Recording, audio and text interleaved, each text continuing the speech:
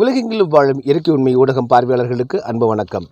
வடலூரில் ராமலிங்க வள்ளல் பெருமானார் ஞானசபையை தோற்றுவித்து அதில் ஒரு முதல் தரிசனத்தையும் அவங்க தொடங்கி வைக்கிறாங்க. அதன் பிறகு அந்த ஞானசபை எப்படியெல்லாம் அது நடத்தப்பட வேண்டும், எப்படி அதனுடைய விதிமுறைகள் பின்பற்றப்பட வேண்டும் என்று எழுத்தாவணமாக சொல்கிறாங்க. ஆனால் ஒரு கட்டத்தில் பார்த்திங்க அப்படின்னா வள்ளல் பெருமானார் இதை தர்மசாலையிலிருந்து ஞானசபையெல்லாம் கட்டி சாலையிலேயே தங்கியிருந்து இந்த ஞானசபையெல்லாம் கட்டி முடித்ததுக்கு பிறகு மக்கள் கூட்டம் அதிகமாக வர்றதுனால அமைதியை விரும்பி மேட்டுக்குப்பத்துக்கு போயிடுறாங்க அப்படின்னு நம்ம ஒரு காணொலியில் நம்ம பார்த்துருக்கோம். மேட்டுக்குப்பத்துக்கு போய் 47 வயது முதல் 51 ஆண்டுகள் இறுதி நாட்கள் வரை உருவத்தோடு இருந்த இறுதி நாட்கள் வரை அங்கே தான் வள்ளல் பெருமானார் இருந்திருக்காங்க. இதுக்கிடையில் பார்த்திங்கன்னா ஞானசபையை வள்ளல் பெருமானார் சொன்னது போல் அவர்கள் வழிபாடு நடத்தி அதை பின்பற்றவில்லை, அதை பராமரிக்கவில்லை. அப்படிங்கிற காரணத்தினால வள்ளல் பெருமான் என்ன பண்ணுறாங்க, பூட்டி ஞானசபையினுடைய சாவியை எடுத்துக்கொண்டு சித்தி வளாகத்துக்கு எடுத்துகிட்டு போயிடுறாங்க. அதனால பார்த்திங்கன்னா அதற்கு பிறகு வழிபாடு இல்லை. கிட்டத்தட்ட பார்த்திங்கன்னா 4 ஆண்டுகள் வரை ஞானசபை பூட்டித்தான் இருந்திருக்கிறது அப்படிங்கிறது வரலாற்றில் பதிவு செய்யப்பட்டிருக்கு.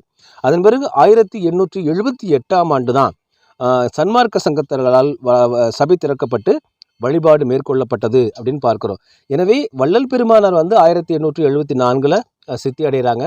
அதன் பிறகு 4 ஆண்டுகள் சபை வழிபாடு இல்லாமல் இருந்துச்சு. அதன் பிறகு தான் நீங்கள் பார்த்திங்கன்னா வழிபாடு திரும்பவும் மேற்கொள்ளப்பட்டிருக்குது. அதில் இன்றும் கூட வள்ளலார் சொன்ன முறையில் அங்கே எதுவுமே நடக்கப்படவில்லை. அந்த இரும்புச் சங்கிலி துண்டிக்கப்பட்டிருக்கிறது. அதே போல் உள்ளே பார்த்திங்க அப்படின்னா யாரும் நிமிர்ந்து நிற்கக்கூடாது, முட்டிக்காயிட்டு தான் சென்று விளக்கு வாயிலில் வாயில் ஓரத்தில் ஏற்ற வேண்டும். அதே போல் முட்டிக்காயிட்டு சென்று தான் நீங்கள் தூசு தட்ட வேண்டும் அப்படின்லாம் வள்ளல் பெருமானார் சொல்லியிருக்காங்க.